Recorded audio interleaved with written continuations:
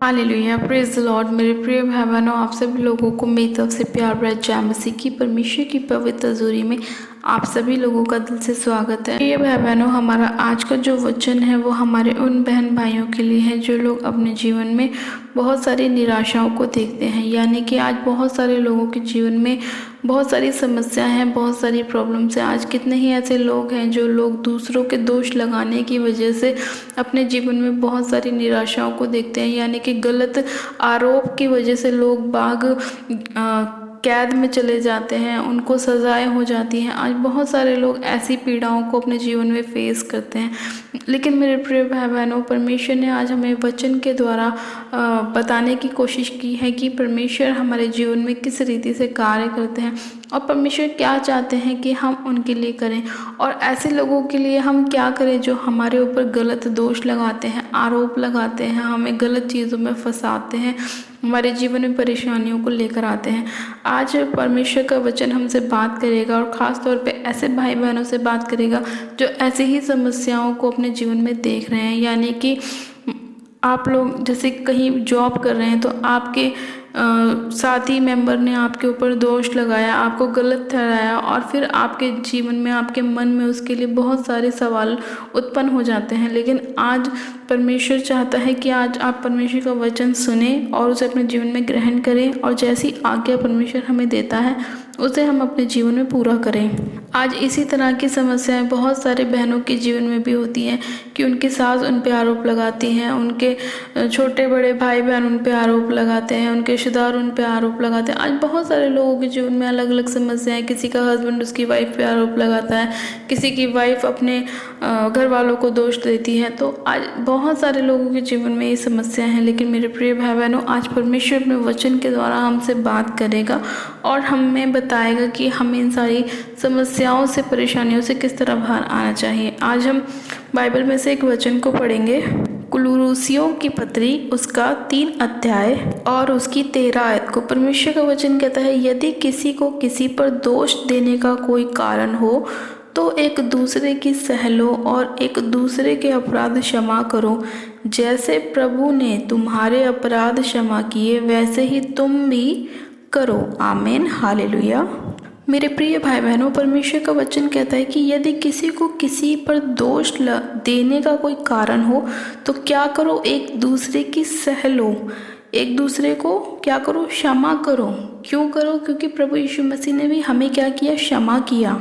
हमारे सभी अपराधों से प्रभु ने भी हमें क्षमा किया। इसीलिए प्रभु भी चाहता है कि यदि हम पर भी कोई दोष लगाता है तो हमें क्या करना है, हमें उसे क्षमा करना है। इसीलिए परमेश्वर ने कहा कि यदि किसी को किसी पर दोष देने का कोई कारण हो तो एक दूसरे की सह लो और एक दूसरे के अपराध को क्या करो, क्षमा करो।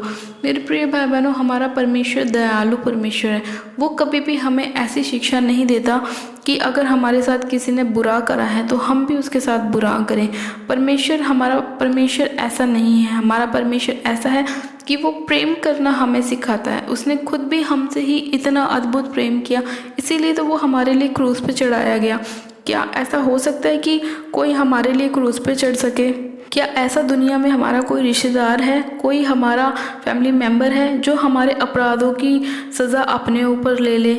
नहीं, ऐसा कोई भी कहीं भी दुनिया में आपको नहीं मिलेगा जिसने हमारे अपराधों को, हमारे गुनाहों को अपने ऊपर ले लिया।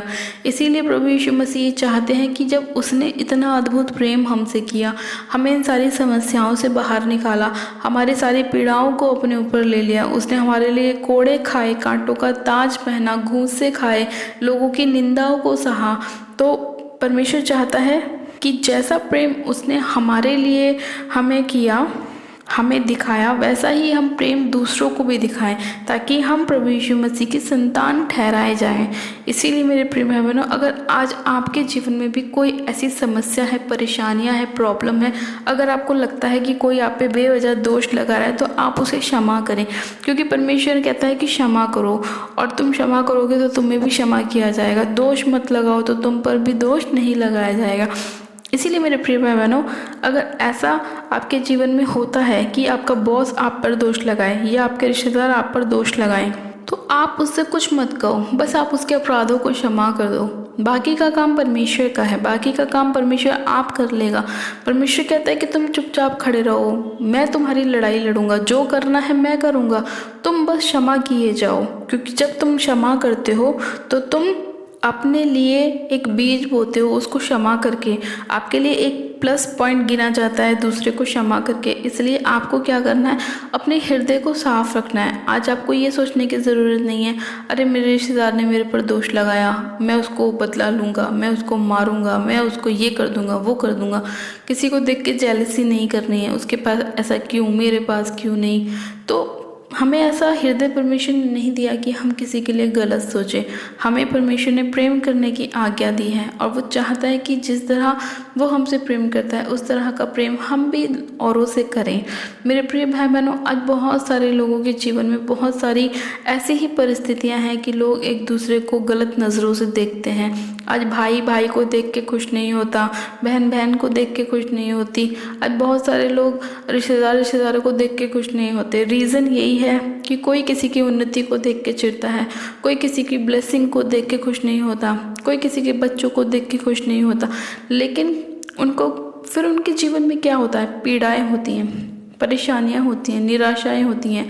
उनके खुद की मैरिज लाइफ ब्लेस नहीं होती, उनके खुद के बच्चे आशीषित नहीं होते, क्योंकि उन्होंने दूसरों के लिए गलत सोचा अपने मन में। आज कितने ही लोग ऐसे हैं जिनकी खुद की फैमिली बिगड़ी हुई है, जो लोग दूसरे को देख के जलते हैं, जेलसी फील करते हैं, दूसरों के कामों को देख के जलते हैं। आज उनके खुद के घर इतने बिगड़े हुए हैं बहुत ज़्यादा, लेकिन परमेश्वर ने हमें क्या करा है, ब्लेस करा है, आशीषित किया है। क्यों? क्योंकि हम परमेश्वर पर विश्वास करते हैं और हम उसके वचन पर विश्वास करते हैं।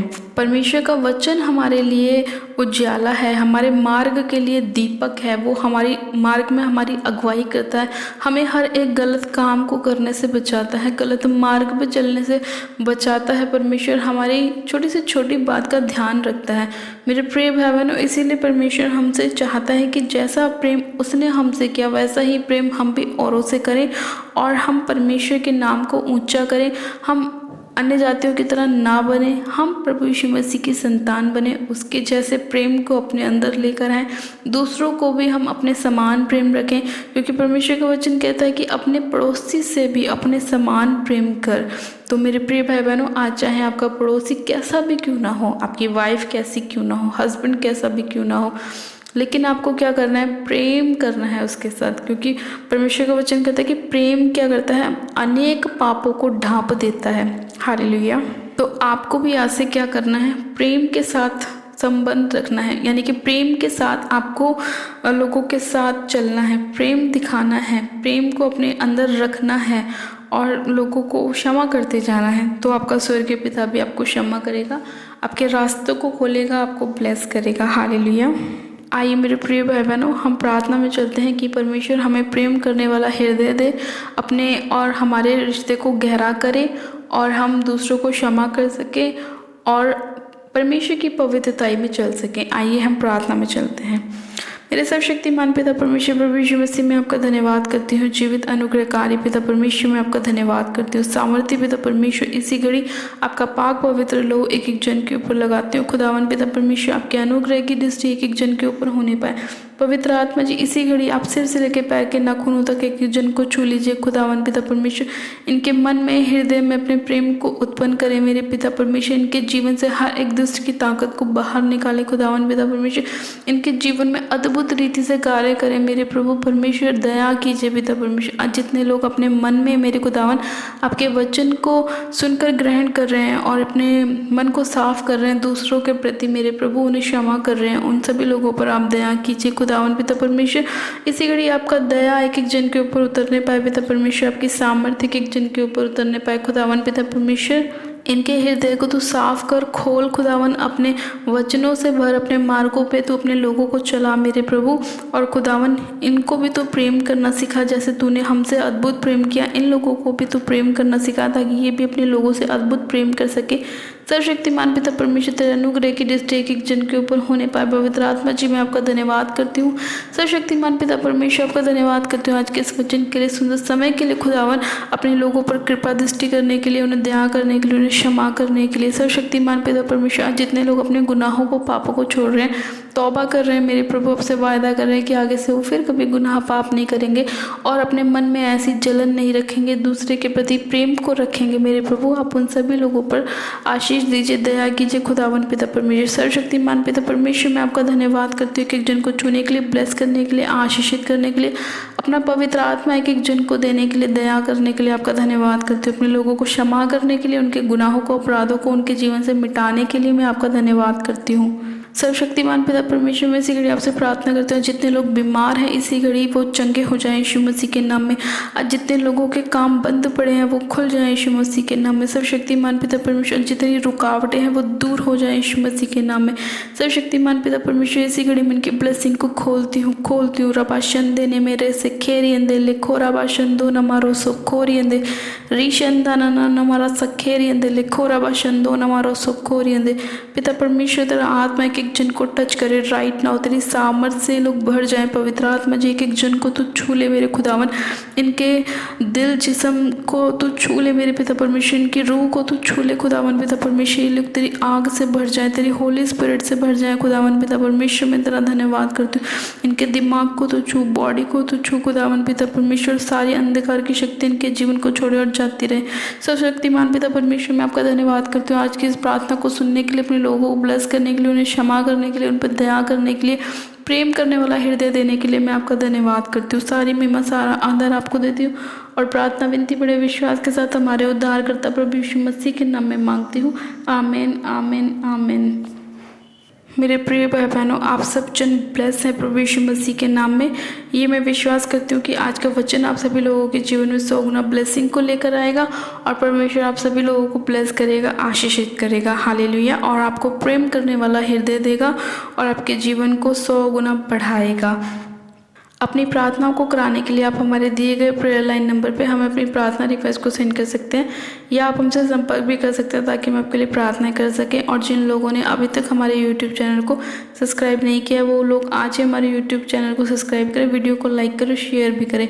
मेरी तरफ से आप सभी लोगों को प्यार और जय मसीह की। God bless you, praise the Lord.